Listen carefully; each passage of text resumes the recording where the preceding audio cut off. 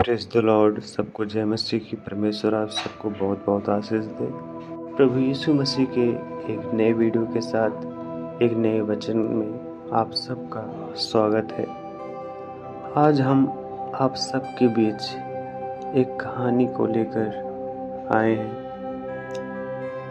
जिस कहानी का टाइटल है यीशु राजा प्राकृतिक के ऊपर। जी हाँ मेरे दोस्तों, प्रभु यीशु मसीह ने बहुत सारे बड़े बड़े चमत्कार किए, कार्य किए, और हम सब के मन में एक बात हमेशा चलती रहती है कि हम प्रभु यीशु मसीह के गहरे भेदों को कि कितनी गहराई से जान लें, समझ लें, उतना ही हमारे लिए कम है। हम प्रभु यीशु मसीह के हर एक वचनों को गहराई से जानने की कोशिश करते हैं, लेकिन फिर भी हमारे दिल में एक बात हमेशा चलती रहती है कि हम अभी भी कुछ नहीं जाने हैं। बाइबल में साउल कहता है कि अभी मैं सीख रहा हूँ, जो कि उसने इतनी पत्रियाँ लिख चुका, फिर भी वो क्या बोलता है कि मैं अभी सीख रहा हूँ। सो दोस्तों, इंसान को पूरी जिंदगी सीखने में लग जाती है।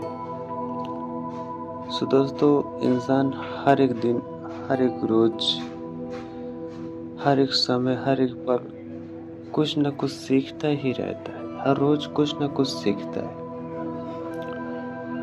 तो आज हम कुछ कहानी टाइप में पढ़ेंगे प्रभु यीशु मसीह के वचन को, और हम प्रभु यीशु मसीह के गहरे भेदों को जानने की कोशिश करेंगे। आपने सुना होगा कि शतरुद्री की प्रार्थना में कहा गया है कि हमें स्वयं को उसके प्रति समर्पित करना है, जो गरजती लहरों पर नियंत्रण रखता हो और जल को शांत करने वाला हो।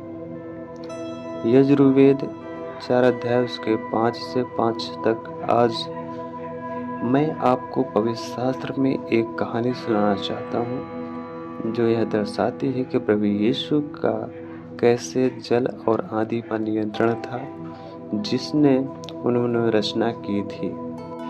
एकमात्र सच्चे जीवित परमेश्वर की अपने राज्य को छुड़ाने और परमेश्वर तथा मनुष्य के बीच टूटे हुए संबंध को जोड़ने की योजना में प्रभु यीशु का जन्म एक कड़ी थी। पहले हमने देखा कि कुछ लोगों ने प्रभु यीशु के आने की नबूवत को पूरा होते हुए देखा। आसपास के अधिकांश लोग नहीं जानते थे कि प्रभु यीशु प्रतिज्ञा किया हुआ राजा था। वे तो किसी अलग प्रकार के राजा की ताक में थे, परंतु जब प्रभु यीशु ने स्वयं को प्रकट करना आरंभ किया तो उनके पास एक सुनाने के लिए एक सामान्य सा संदेश था। समय पूरा हुआ है और परमेश्वर का राज निकट आ गया है। ये बात मरकुस 1 अध्याय उसके 15 में लिखी हुई है। कुछ लोगों ने उनका अनुसरण करना और उनकी शिक्षाओं को मानना आरंभ किया। प्रभु यीशु ने अपने 12 अनुयायी एकत्र किए और उन्हें शिष्य होने के लिए बुलाया। इस कहानी को सुनते हुए आप सबको ध्यान देना है कि इस कहानी में क्या हुआ। यह कहानी हमें परमेश्वर के विषय हमें क्या सिखाती है। यह कहानी हमें लोगों के विषय में हमें क्या सिखाती है। यह कहानी हमें लोगों के विषय हमें क्या सिखाती है। यह कहानी हमें शांति, आनंद, जीवन लाने और मानव जाति को छुड़ाने के लिए परमेश्वर की योजना के विषय क्या सिखाती है। हमें कैसा उत्तर देना चाहिए। यह कहानी हमें लोगों के विषय में क्या सिखाती है। कहानी को सुनते वक्त इन सारे बातों का हमें ध्यान रखना है, और हमें कमेंट में बताइए कि इस कहानी को सुनने के बाद आपके दिल में क्या उठ रहा है, आपके मन में क्या प्रश्न उठ रहे हैं। हमें कमेंट में ज़रूर बताइएगा। आइए हम शुरू करते हैं प्रभु यीशु मसीह की एक छोटी सी कहानी को।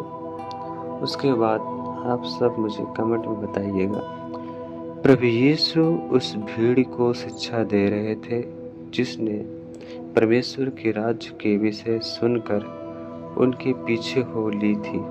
प्रभु यीशु लंबे समय तक लोगों को शिक्षा देते थे। कभी कभी तो सिखाने में सारा दिन व्यतीत करते थे।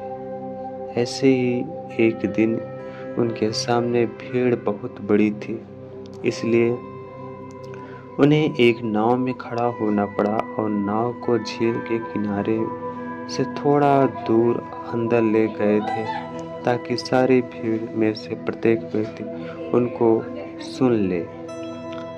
शाम के समय अपनी शिक्षा देने के कार्य को समाप्त करने के बाद प्रभु यीशु ने अपने शिष्यों से कहा, आइए हम इस झील के पार चले।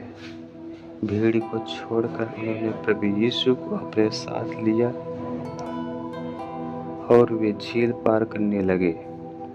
कुछ दूरी पर जाने के बाद एक बहुत बड़ा और भयंकर तूफान झील में उठ खड़ा हुआ और पानी की लहरें इतनी प्रचंड थी कि नाव के साथ आकर टकराने लगी और नाव जल भरने लगा। तूफान में जब नाव हिचकोले खाने लगी थी, प्रभु यीशु नाव पिछले हिस्से सो रहे थे। उन्होंने तकिए पर अपना सिर रखा हुआ था। शिष्यों ने उन्हें जगाया और कहा, गुरु जी कुछ करो, आपको कुछ चिंता नहीं कि हम नाश हुए जा रहे हैं। प्रभु यीशु उठे और उन्होंने तूफान को डांटा। उन्होंने झील से कहा, शांत हो जा। उसी क्षण तूफान थम गया और झील शांत हो गई। प्रभु यीशु शिष्यों को और मुड़े और उनसे कहा, तुम इतने डरे हुए क्यों हो? क्या तुम्हें अभी भी विश्वास नहीं है? शिष्य बहुत डर गए और आपस में कहने लगे, यह कौन मनुष्य है जिसका हवा और पानी भी हुक्म मानते हैं? यदि आप इस कहानी के मूल पाठ को पढ़ना चाहते हैं तो आप इसे मरकुस अध्याय 4 उसके 35 से 41 पद तक में देख सकते हैं, पढ़ सकते हैं। अगर आप इस कहानी पर चर्चा करना चाहते हैं कि प्रभु यीशु किस विषय का संकेत दे रहे हैं इस कहानी में, जो परमेश्वर का वादा किया हुआ उद्धारक है, जो परमेश्वर के लोगों को बचाने के लिए आए। आइए हम मिलकर कहानी को फिर से कहें।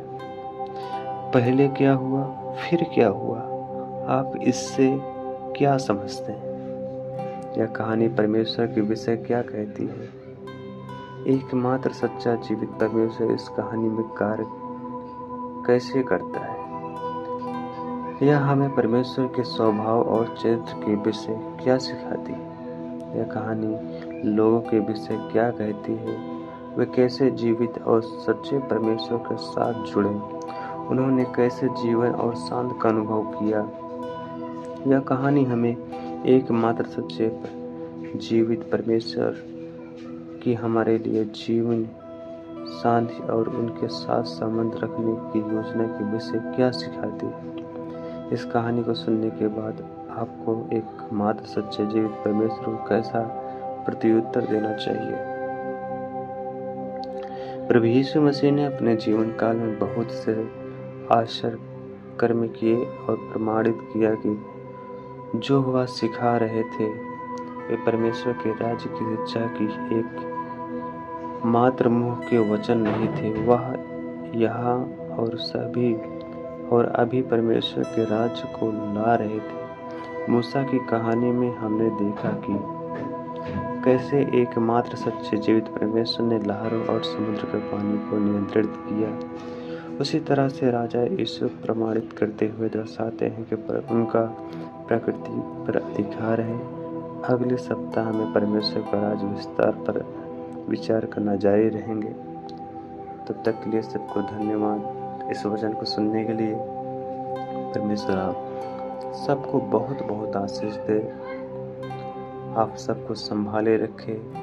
प्रभु यीशु मसीह में आप सब बने रहे। हम प्रभु यीशु मसीह से प्रार्थना करते हैं कि प्रभु यीशु मसीह जी इस कहानी को जो लोग सुन रहे हैं, प्रभु उनको आशीषित करना, उनकी इच्छाओं को पूरी करना, उनकी मन की मुरादों को पूरी करना।